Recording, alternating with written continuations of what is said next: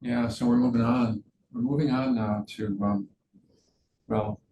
we're moving on to once again return to the holding environment for the next month, for this month. Um, and if there's only one thing that we would teach, it would be the holding environment. If we could, and if we could keep you interested, it might be the only thing that we teach because it's so important. It's so important. It's so central. And it's so something that we'd rather not do. There's a sense that we'd rather do something else with the mind. We'd almost like to do anything except be in the present moment. We have to really see that habit and how strong it is, and how restless we are, and how difficult it is. The holding environment, it's really to create that internal space, that easeful, comfortable space, hmm, where we stay with our experience. We stay present to it, and we stay kindly in the awareness of our experience, and we take some interest in it.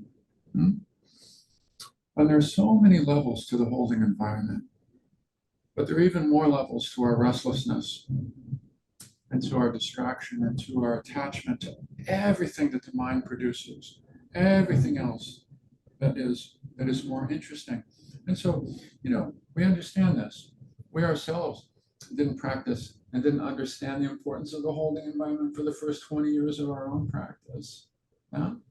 And it's our wish to help you to see the importance of it a little bit sooner than that, because everything follows from that.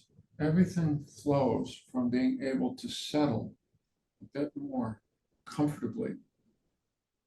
We talk about wanting truth, wanting ultimate truth, wanting to see deeply into the nature of things. The truth will set us free.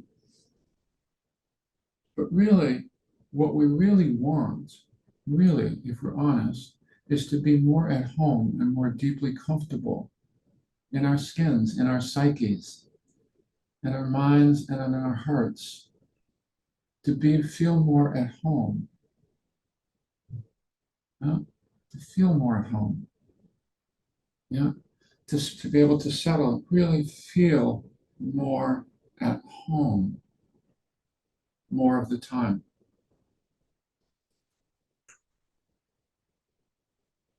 And the holding environment is the way to begin to practice inhabiting that space more of the time. For the longest time, I thought, no, it's about, I have to push really hard and I'll have some important insight and then I'll feel at home. And it's a completely, I smile now when I think of it, but I know a lot of us do that. It's just about, we just have to figure it out the right way. We just have to take control of our minds in the right way, get rid of some stuff, keep some, control and orchestrate, and then it all will be well. Yeah. And in doing that, we overshoot the mark. We overshoot the mark already. Already it's about in this breath, in these moments here, can I bring some ease, some tenderness? How many times do we say softening, calming, settling? Yeah, yeah. Again and again, again and again. This is the direction, and it sets the real foundation for our meditation practice, but also for our lives. From our point of view, learning to be really comfortable within ourselves. All beings will benefit to the degree that we become more comfortable within ourselves and more present with all of that. Yeah. And it's just something that we've not practiced. I think again, the Buddha talked so much about the untrained mind. We're untrained. Not defective, just untrained. And this is not something that we've trained in. you know? And there's so much poignancy in this, you know? We work so hard, we push so hard, we try so hard to figure things out. And meanwhile, we're restless. There's this quality of dis-ease that's just running through us, you know? This dukkha that's running through us all the time. Uh, and we're overshooting. We're overshooting the mark. We're wanting something more. Maybe it's something more that I'm missing. It's actually something more basic that we're not attending to, which is just a much simpler holding environment, that sense of creating that internal space and returning again and again and becoming really interested in the project, really interested in the project, you know, as if this was really something that you cared about. That is to say, your own life, which is going by. Uh, it's really about seeing that this is not a series of technical processes. It's an intimate process. It's very much an intimate process of coming to slow down and calm down and respond in a holding way, in a caring way, like you hold a child who is fussing. Like that. You know, that metaphor is so simple. And when we say it, it's so obvious, right? Oh, right, like that. As if there were a crying child right here in your arms and you were holding that child. Right? That is what the holding environment is in here. That we're encouraging you to continue to practice that moment of, oh, right. Right. We don't do that with ourselves, though, do we? Except for a moment here and a moment there. And it's just inviting more of those moments, more of those moments, more of those moments, so that when the mind wanders away, there are two things. First of all, there has to be the willingness to come back to this project of softening and holding and creating an internal holding space. There has to be the willingness to do that. Often there isn't, right? Often, I even know it, I see it. And whatever I'm thinking about is more interesting than this, right? I'd rather go with that. So first of all, we have to see that habit. We have to see that habit. We'll see that many times. Gradually, we have to say, wait a second. Wait a second, this is more important. Whatever else is coming up, this is not now, just not now. Not no, just not now. And return. Yeah? And then it's returning with some interest and with some care. That might only last for a few seconds and then we're flying away again. But then can we return again with some care? It's not enough just to return to the sensations of the breath. That is boring.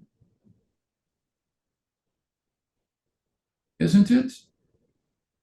The mind is much more interesting than that. That's not going to hold our attention. That's not a holding environment. Just noticing. If I'm holding a crying child here and I'm just noticing, oh, the child's crying, the child's crying, the child's crying. There's no caring there, right? There's no tenderness there, right? The tenderness is in the eye contact, in the soothing, in the cooing, in the sound, in the rocking, and right? That's what we want to do internally. When we return to the breath, as we're cultivating the holding of it, we come back like that. It's the difference between observing our experience and holding our experience and caring about. This is our life going by. It's coming back as if, oh, this needs attention. This needs care. This needs tenderness. It's that simple move when the mind wanders away, literally hundreds, literally thousands of times. That is the move. It's not some other move. If you do that 100 times and the mind still isn't settled, well, do it another 100. Do you see what I mean? That will be our encouragement. It's not like, well, now enough of that. It's like this is how we learn to tune the instrument. This is how we learn to care by being committed to caring about ourselves, by being committed to holding our experience in a kinder way, in a holding way. Yeah, yeah. That is the key. That is the key for this practice becoming richer, for the whole life becoming richer. Yeah. When we learn to become really look around. And this is what people don't know how to do.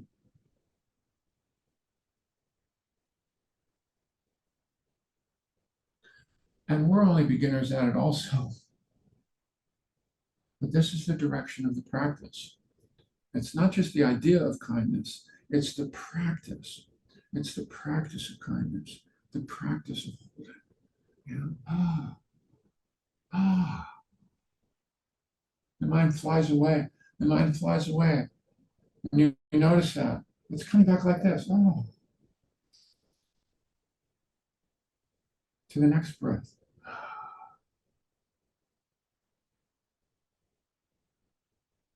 You'll never get that breath back again. It's gone.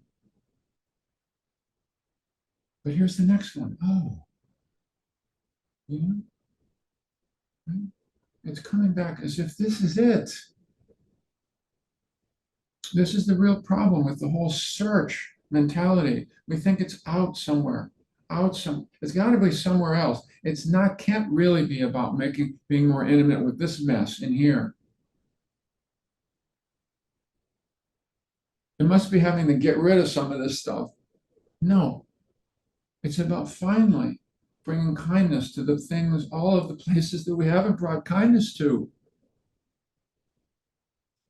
That's the direction of the practice. That's the direction of the holding environment. And that's why it's it's both psychologically healing and spiritually the foundation for meditation practice. Yeah, yeah. So we keep beating that drum. Keep trying to say it in different ways. Something very similar, but we try to say it in a different way. We try to encourage it in a different way. We try to, you know how it is sometimes. You've all had this experience. You hear something many times, and then one time it drops in a little bit more. It drops in a little bit more. It drops in a little bit more.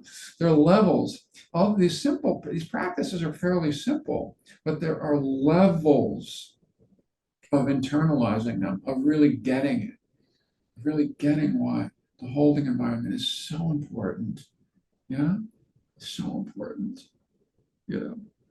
So we'll be bringing this up all in a number of different ways over this month. Um, okay.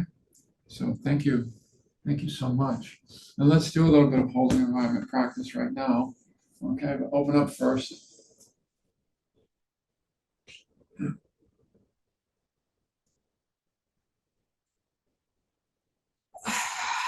And bring some care even to the way so we open up here, the body, and attend to it.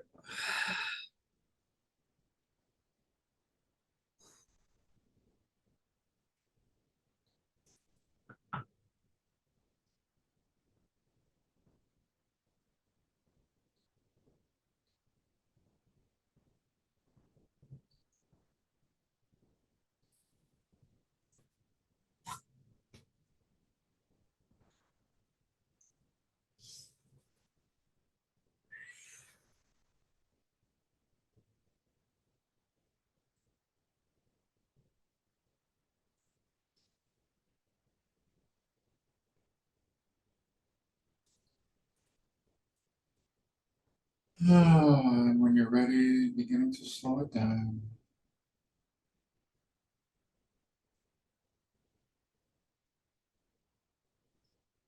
And lightly closing the eyes.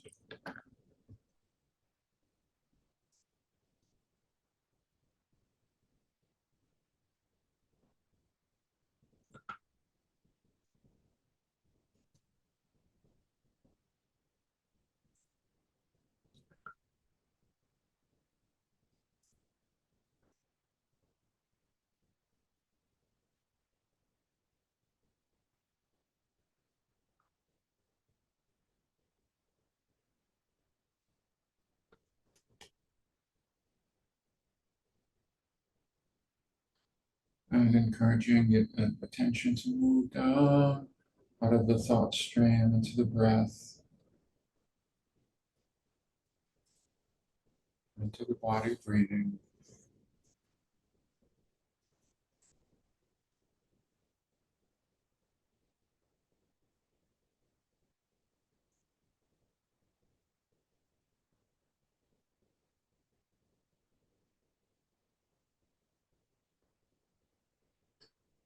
Maybe extending the inhale and the exhale.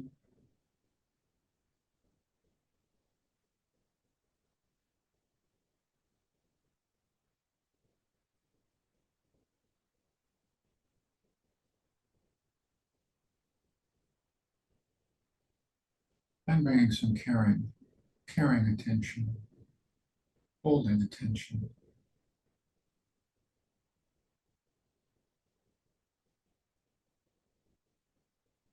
to the flow of the breath.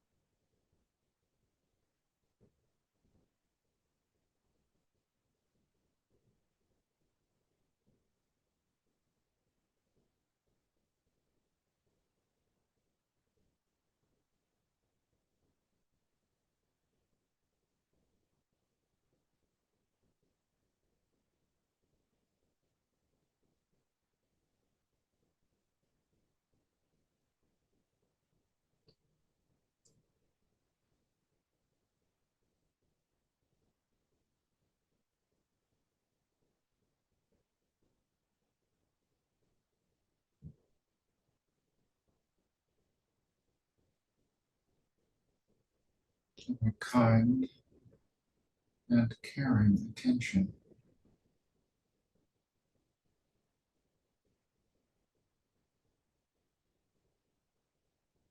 as if this were your life going by.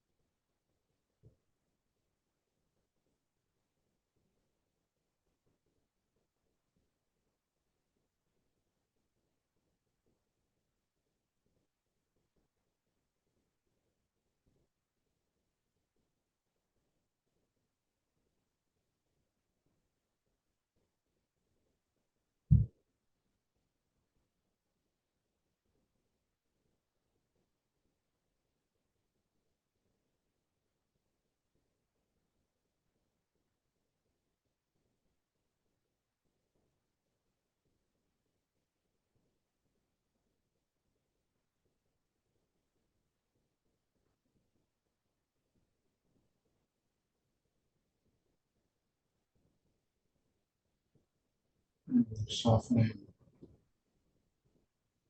softening.